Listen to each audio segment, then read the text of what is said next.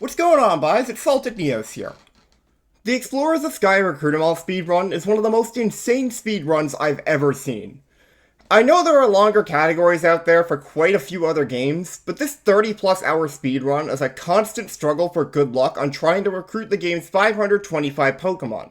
Many of which have insanely bad spawn rates, insanely bad recruit rates, or both.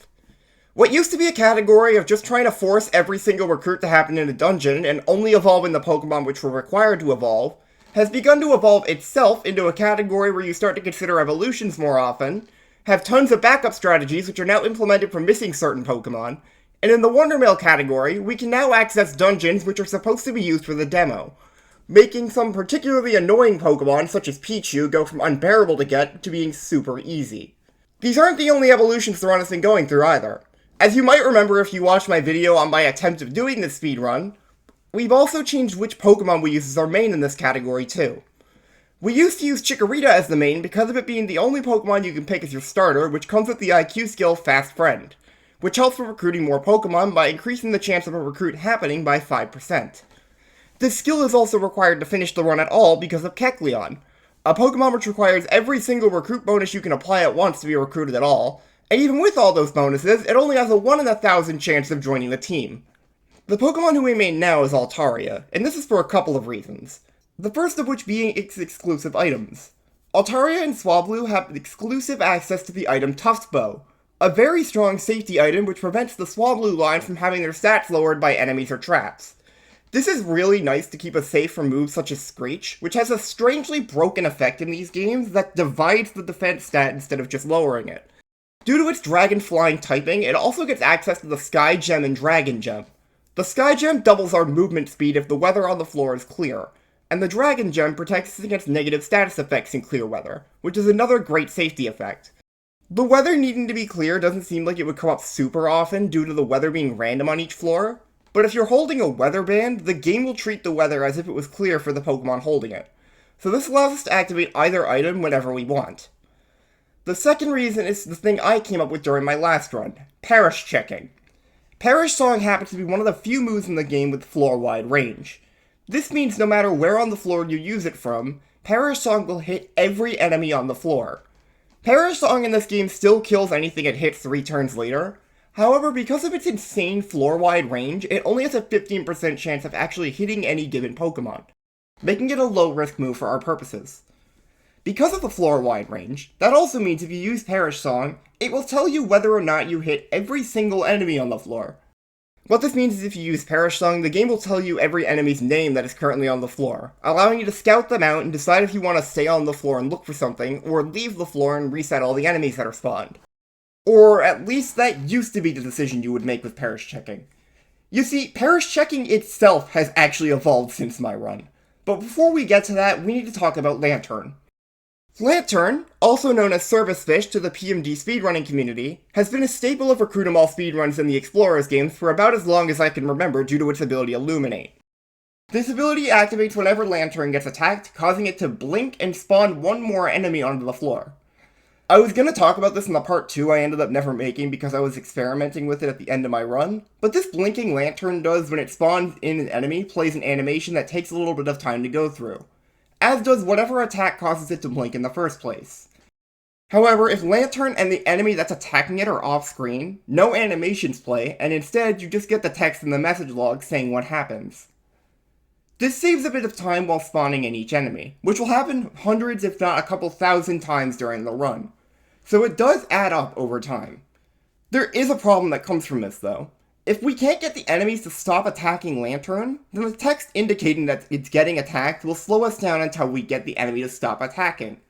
And this potentially will cost a lot more time than if we just spawned the enemy by standing next to Lantern, which we could easily stop the enemy then whenever we want.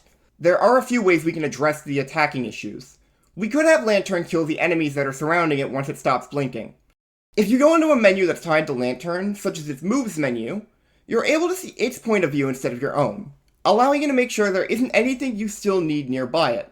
If there isn't anything you need, you could have Lantern use Discharge to kill them all and spawn more Pokemon. If there is something you need, you could give it a Mobile Scarf instead of its tactic to avoid the first hit. Despite what this name implies, even if Lantern was already getting hit, It will still prioritize getting to safety with this tactic as long as it doesn't have any attacking moves on, leading it to run inside of a wall. Being inside of a wall makes it immune to most attacks, which will stop it from getting attacked.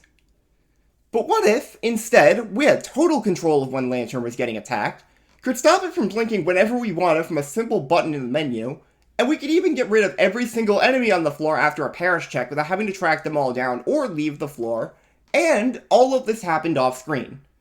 This sounds like a pipe dream, but thanks to Orange Bing Bong, this is something we can actually do.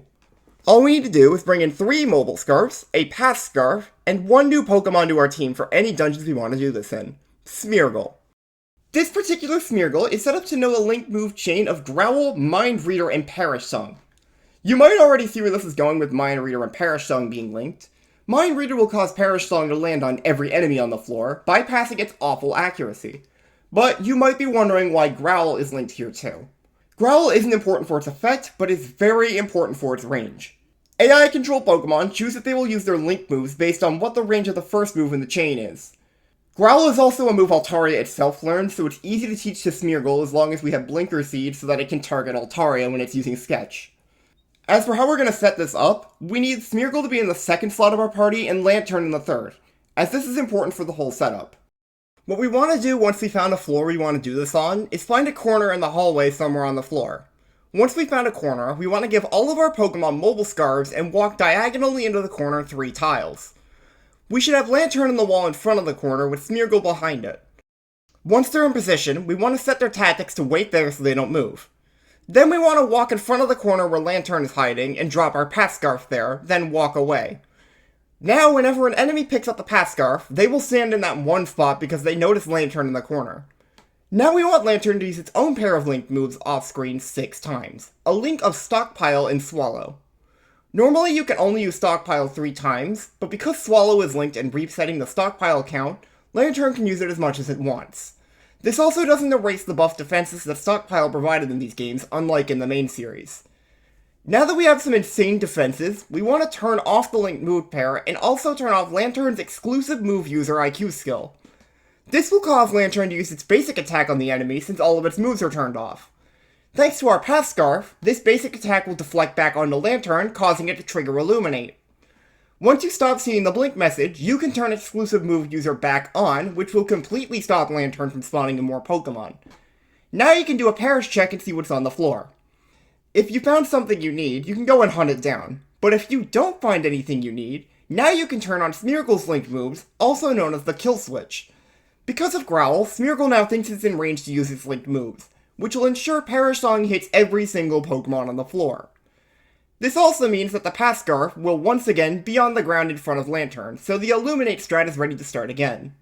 I affectionately like to call this strat Perish Camping. Perish Camping is a monster of a new strategy, however we don't need this level of overkill in every dungeon. This strategy takes time to set up on every floor you want to use it on, so you ideally want to be using it mostly when a rare Pokemon is more likely to spawn, which you can tell by looking at the recruitment list. I've explained this strategy before, so I won't bore you with it again, but if you want to know how this works, I'll link a guide from my friend Stargleam on how it works. You also need to make sure you remember to get your pass scarf back before leaving the floor. The easiest way to do this is to go to your tactics meeting and set the team back to Let's Go Together, which will make Lantern leave the wall and pick up the pass scarf as long as the enemy that was in front of it is dead. If you forget the pass scarf, you can't do this strat for the remainder of the dungeon you're in, and you need to Wonder Mail in another one, which wastes time on entering the code and doing the mission. It's also important to pick up any boxes that end up on the floor and move them to places where the enemies that find the setup won't pick them up, so that they'll pick up the pass scarf instead. There is a need to also bring in a lot more apples and max elixirs when using this strategy, as you're going to be using a lot more of those than you used to while you're doing this. You can't do this in every dungeon either, for various reasons, such as Pokemon with room range moves bypassing the strat, Pokemon who can phase through walls, or in the case of Aegis Cave, the unknown forms aren't listed in the message log, making the strat useless. The dungeons you can do this in, though, do allow us to speed up some of the more annoying rare Pokemon grind dungeons, like Happy Outlook in Lost Wilderness for example. There are other strategies which have changed, such as the Dungeon Order, a new Kecleon strategy, an early game IQ grind, and a new choice in partner Pokemon, but nothing changed anywhere nearly as drastically as the Perish Camping strat, and I really wanted to talk about that. I find it really funny how a funny meme strategy I came up with a few years ago has went from a meme to proven viable to now being something you can camp recruits with. If you want to see the rest of the new strategies in action, Shadow Phoenix DX has recently gotten world record with his new route, which I'm also going to link below. I'd also like to thank him for sharing his updates to the notes and tracker which he used for his run with me. I am also debating running this category again with the new routes in time, so if you're interested to see that, I suggest following me on Twitch, which is where I would be streaming that if I go through with it. I know I've been gone for a pretty long time, but I couldn't really come up with anything to talk about in a video, and honestly, I was just super burnt out. My PC also kinda just died a few months ago, so even when I had ideas, I couldn't capitalize on them. I can't promise consistent uploads, but I am hoping to be a bit better on my schedule this year. So if you liked this video and want me to make more, please like this video and subscribe to the channel. It lets me know you're enjoying the content and helps me to grow the channel. Thank you all so much for watching. I hope to see you next time. Later on, boys, and as always, take care.